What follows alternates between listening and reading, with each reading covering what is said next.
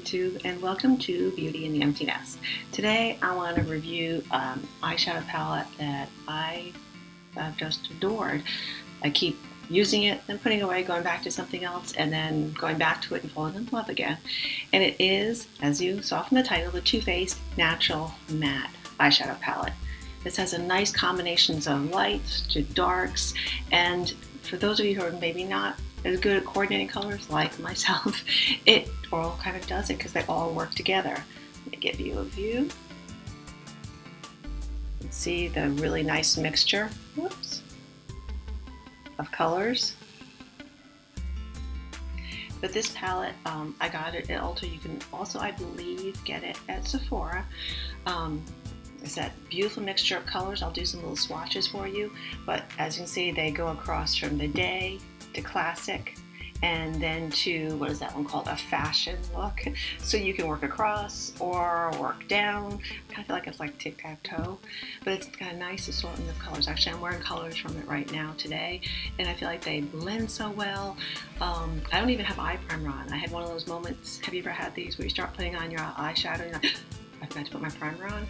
Which I guess means probably we don't always need it, but, and this is, I put this on, I have very deep set eyes, so you'll also get more creasing from the deep set hooded eyes. However, I'm not even having any creasing, so I'm actually wondering whether I really need my primer on underneath these eyeshadows.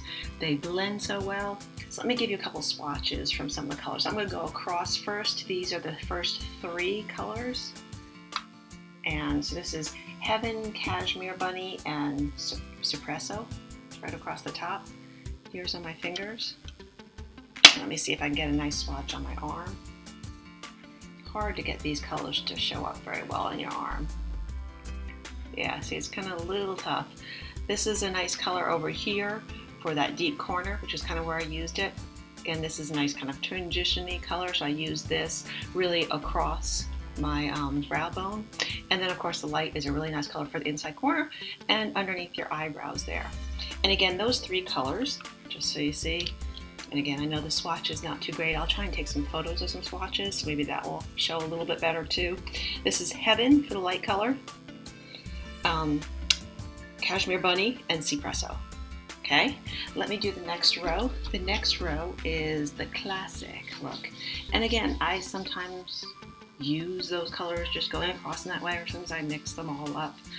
Again, I'm not always the greatest at knowing which colors kind of coordinate that well, so sometimes I end up putting one on and kind of blending a little bit more and playing with it. But I found like I've very rarely run into trouble with this palette, so let me show you the next one again. Now I'm going to swatch from the second row, the classic row, starting with Loose Lace Teddy, then Strapless, and Risque. Let me swatch those first on my fingers. There's three different fingers. See, they kind of got out of order. Again, kind of hard to see. Again, this one right here is Strapless. This is Risque. And Lace Teddy. This was Lace Teddy, sorry, and this one is Strapless. Okay, let me try them again on my arm. So they have a hard time showing up on the arm. Let's see whether you can see them very well. Again, they blend so nicely. This is just one swatch going across. So again, you're Strapless, Risque, and then Lace Teddy doesn't show up as well here on my arm. However, different skin types. Maybe if I put eye primer on my arm. Those are those three. Now again, you can mix and match, and I played with them many, many different ways. Now I'll show you the bottom row, which is the fashion row. So we'll have Nude, Honey Butter, and Chocolate Cookie. Doesn't that sound good? All right, let me swatch those. I have some nice dry fingers here. Get my baby wipes taken off some of the swatches so we can get a nice look here. Okay. Here's Nude. Here's Honey Butter. Chocolate Cookie. So again, you see how they just look so nice just together? So you can imagine doing a lot, and I wish the camera would pick up some of the discrimination a little bit more from some of the colors. I'll try again on my arm. And again, it's real hard to kind of see them on my arm there.